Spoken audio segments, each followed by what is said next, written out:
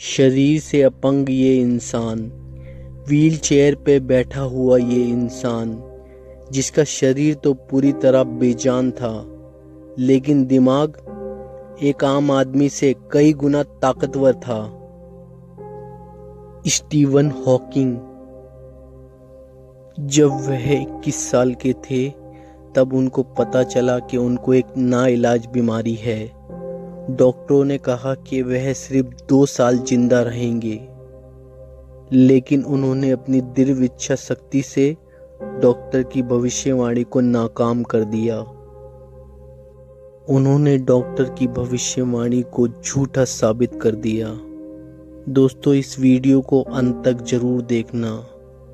इस महान वैज्ञानिक के बारे में कुछ 21 बातें आप ऐसी जानेंगे जो शायद आपको हैरानी में डाल दें। नंबर 21। एक इंटरव्यू के दौरान स्टीवन हॉकिंग से पूछा गया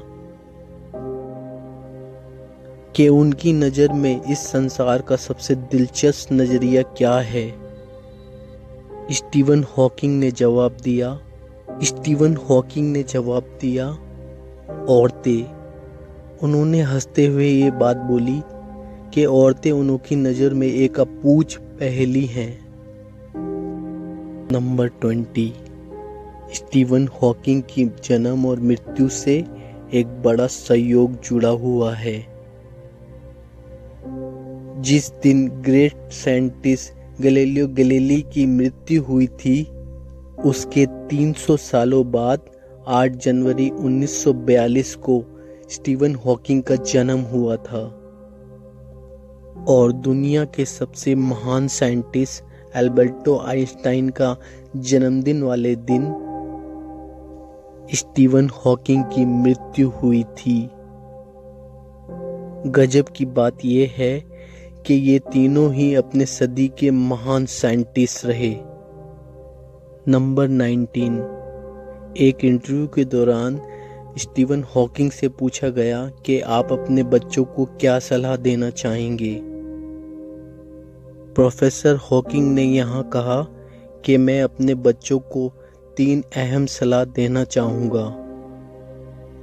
नंबर 1, उन्होंने कहा, हमेशा सितारों की तरफ देखना, पैरों की तरफ नहीं।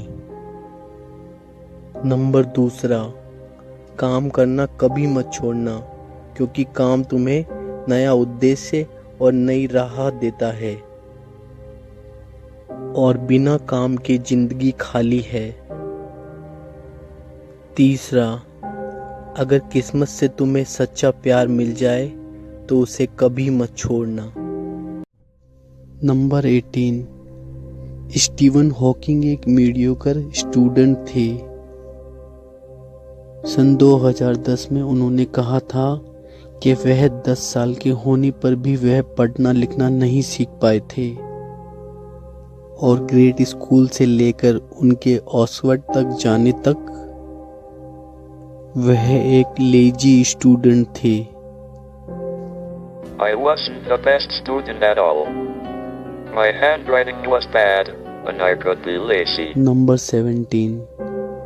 एक मीडियोकर स्टूडेंट होने के बावजूद स्टीवन के उनके स्कूली दिनों में उनको आइंस्टाइन कहा जाता था,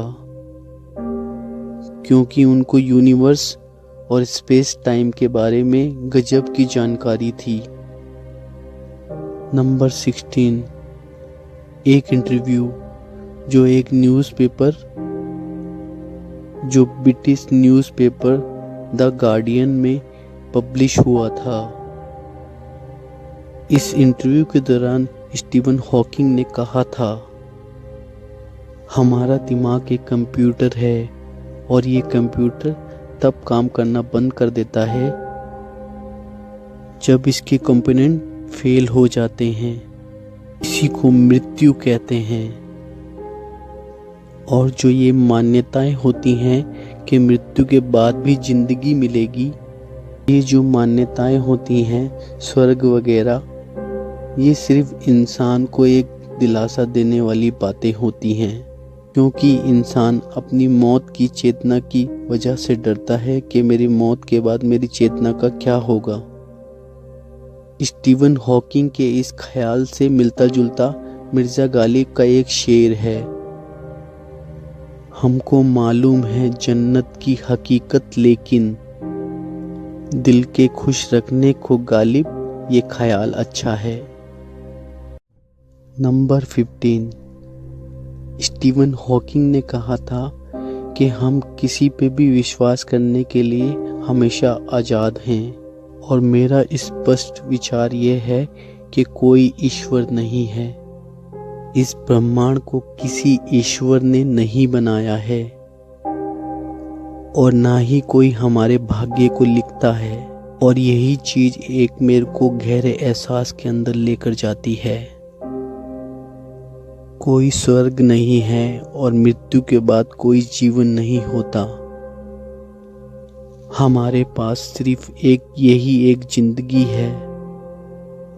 ब्रह्मांड के इतने बड़े और इतने बड़े डिजाइन को सराहने के लिए हमारे पास यही एक जीवन है और जिसके लिए मैं बहुत ज़्यादा आभारी हूँ।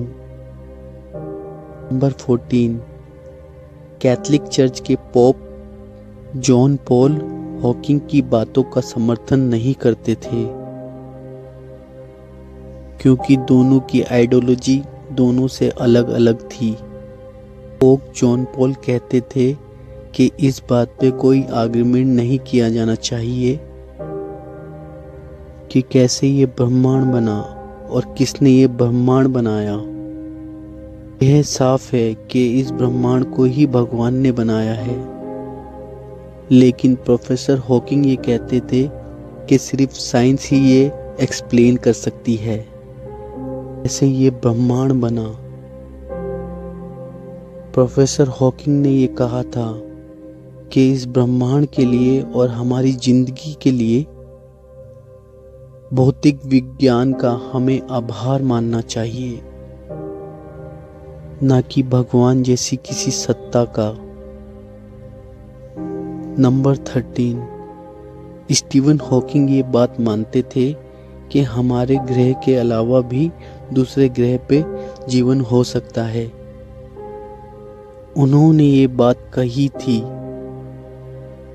कि इस अनंत ब्रह्मांड को देखते हुए ये लगता है कि एलियन सचमुच होंगे, लेकिन हमको उनसे संपर्क करने की कोशिश करनी नहीं चाहिए। ये हमारे लिए खतरनाक साबित हो सकता है। स्टीवन हॉकिंग ने चेतावनी देते हुए ये बात कही थी कि एलियन हमारी पृथ्वी को काफी नुकसान पहुंचा सकते हैं। नंबर 12, 2010 में स्टीवन हॉकिंग ने ये कहा था, अगर एलियन हमारी पृथ्वी पे विजिट करते हैं तो नतीजा कुछ ऐसा होगा जो तब हुआ था जब कोलंबस अमेरिका की धरती पर उतरा था। कोलंबस का अमेरिका पहुंचना अमेरिका के लोगों के लिए बहुत काफी नुकसानदायक साबित हुआ था। नंबर 11, वैसे तो स्टीवन हॉकिंग साइंस कम्युनिटी में पहले से ही बहुत फेमस थे, लेकिन वास्तव में वो लोगों की अटेंशन में तब आए जब 1988 में उनकी एक बुक पब्लिश हुई। उनकी science book a brief history of time publish हुई। इस बुक ने पूरी दुनिया में तहलका मचा दिया। 150 वीक तक न्यूयॉर्क बेस्ट बुक सेलर में रही और सारे रिकॉर्ड तोड़ते हुए 237 हफ्तों तक British Sunday times best seller में रही। इस बुक की 1 करोड़ से ज्यादा कॉपीज बिक चुकी हैं। नंबर 10, प्रोफेसर हॉकिंग ये कहते थे कि उन्होंने हमेशा से ये सपना देखा था कि वह एक साइंस पे एक ऐसी बुक लिखेंगे जिसको कोई आम आदमी भी आसानी से समझ पाए।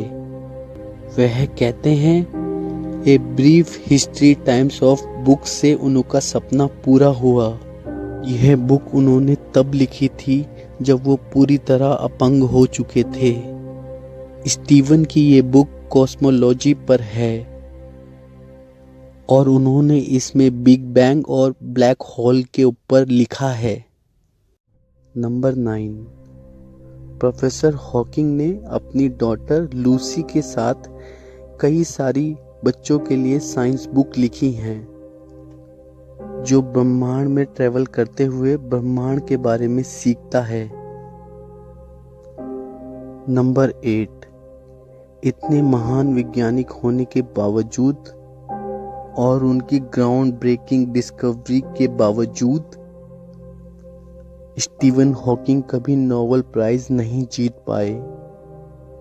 नंबर 7, स्टीवन हॉकिंग एक फेमस साइंटिस्ट तो थे ही, लेकिन वह बहुत सारे टीवी शोज में नजर आ चुके हैं जैसे कि स्टार ट्रेक, द सिम्पसंस और द बिग बैंग थ्योरी में भी नजर आ चुके हैं। नंबर 6, बीबीसी के एक इंटरव्यू में स्टीवन हॉकिंग ने कहा था कि स्पेस में ट्रैवल करने के लिए उनकी लंबे अरसे से ख्वाहिश है। 2007 में उनकी ख्वाहिश ये तब पूरी हुई जब साइंटिस्ट उनको एक स्पेस सेंटर में लेके गए और वहां स्टीवन हॉकिंग को जीरो ग्रेविटी का अनुभव कराया गया। प्रोफेसर हॉकिंग पूरे 4 मिनट तक वेटलेस रहे। नंबर 5, स्टीवन हॉकिंग ने दुनिया के अंत के बारे में ये कहा था, आर्टिफिशियल इंटेलिजेंट, न्यूक्लियर वार, महामारियां, क्लाइमेट चेंज और बढ़ती जनसंख्या, ये सभी वह कारण हैं जो दुनिया को अंत तक लेके जाएंगी। स्टीवन हॉकिंग ने ये कहा था कि मानव जाति को अपने अस्तित्व को बचाने के लिए सिर्फ 1000 साल हैं। जब तक ये पृथ्वी मनुष्य के रहने के लायक ना बचे, तब तक हमें पृथ्वी जैसा एक और ग्रह खोजने की जरूरत है। नंबर 4, 1963 में जब स्टीवन हॉकिंग सिर्फ 21 साल के थे, तब डॉक्टर्स ने उनको बताया मोटर न्यूरॉन नाम की एक नाइलाज बीमारी है। इस भयानक बीमारी से इंसान का अपनी मांसपेशियों से नियंत्रण छूटने लगता है और धीरे धीरे उसका सारा शरीर अपंग हो जाता है। किसी इंसान के अंदर ये बीमारी का पता चलने के बाद कुछ ही साल में उसकी मृत्यु हो जाती है। जब डॉक्टर्स को पता चला कि स्टीफन को ये बीमारी है, तब डॉक्टर्स ने उनको बताया कि वह 2 साल से ज़्यादा जिंदा नहीं रह सकते हैं। लेकिन स्टीफन ने अपनी इच्छा शक्ति के बलबूते पे डॉक्टर की भविष्यवाणी को नाकाम कर दिया। वह 50 साल से भी ज़्यादा जिए। बीमारी का पता चलने के बाद वह धीरे धीरे पूरी तरह अपंग हो गए थे। सिर्फ उनका दिमाग जिंदा था। नंबर 3, बीमारी की वजह से स्टीफन का पूरा शरीर बेजान हो गया। वह ना लिख सकते थे, ना ही बोल सकते थे, लेकिन इसके बावजूद उन्होंने कई किताबें लिखी। ये किताबें उन्होंने अपने स्पीच सिंथेसाइजर की मदद से लिखी, जिससे वह अपने गाल के कंपन के द्वारा शब्दों को टाइप करते थे। स्टीवन हॉकिंग पूरी तरह से बेजान होने के बाद भी इस डिवाइस की वजह से वह लोगों से बात कर पाते थे। नंबर 2, स्टीवन हॉकिंग ब्रिटिश थे, लेकिन उनके स्पीच सेंटराइज में जो आवाज थी उसका एसेंट अमेरिकन था। स्टीवन के स्पीच डिवाइस में कई बार कई तरह के सुधार होते रहे, लेकिन उन्होंने उस अमेरिकन एसेंट वाली आवाज को कभी भी बदलने नहीं दिया। स्टीवन हॉकिंग उस आवाज को आइडेंटिटी के साथ जोड़ते थे। उन्हें वो आवाज बेहद पसंद थी और लोगों के बीच में वो आवाज इतनी फेमस हो चुकी थी कि कोई भी उसको थोड़ा सा सुनकर ये आसानी से बता सकता था कि ये प्रोफेसर स्टीवन हॉकिंग बोल रहे हैं। Hello. My name is Stephen Hawking, physicist, cosmologist, and something of a dreamer. Number 1, जब कोई व्यक्ति स्टीवन हॉकिंग से मिलने के लिए जाता था तो वह सोचता था कि वह एक ऐसे व्यक्ति से मिलने जा रहा है जिसे सिर्फ दिमाग कहा जा सकता है, शरीर नहीं। जो भी व्यक्ति उनसे मिलने के लिए जाता और उनसे बात करता तब उनको पता चलता था जिसे किसी की सहानुभूति, सहायता और दया की बिल्कुल भी जरूरत नहीं है, बल्कि व्हील चेयर पर बैठे होने के बावजूद वह सब काम कर सकता है। यहाँ तक कि वह दूसरों के कामों में भी काम करने में सक्षम है। पूरी तरह से अपंग होने के बावजूद इस महान वैज्ञानिक ने ये करके दिखाया। अगर इंसान का खुद पर विश्वास हो तो वह कुछ भी कर सकता है। उन्होंने एक बार कहा था, पिछले 49 सालों से मैं मरने का अनुमान लगा रहा हूं। मैं मौत से नहीं डरता, लेकिन मुझे मरने की भी कोई जल्दी नहीं है, क्योंकि मरने से पहले मुझे अपनी जिंदगी में बहुत सारे काम करने हैं। तो इस वीडियो के लिए बस इतना ही। अगर आपको वीडियो अच्छी लगी हो तो लाइक और शेयर जरूर कर देना। कमेंट करके बताइएगा कि इस महान वैज्ञानिक के बारे में आपकी क्या राय है।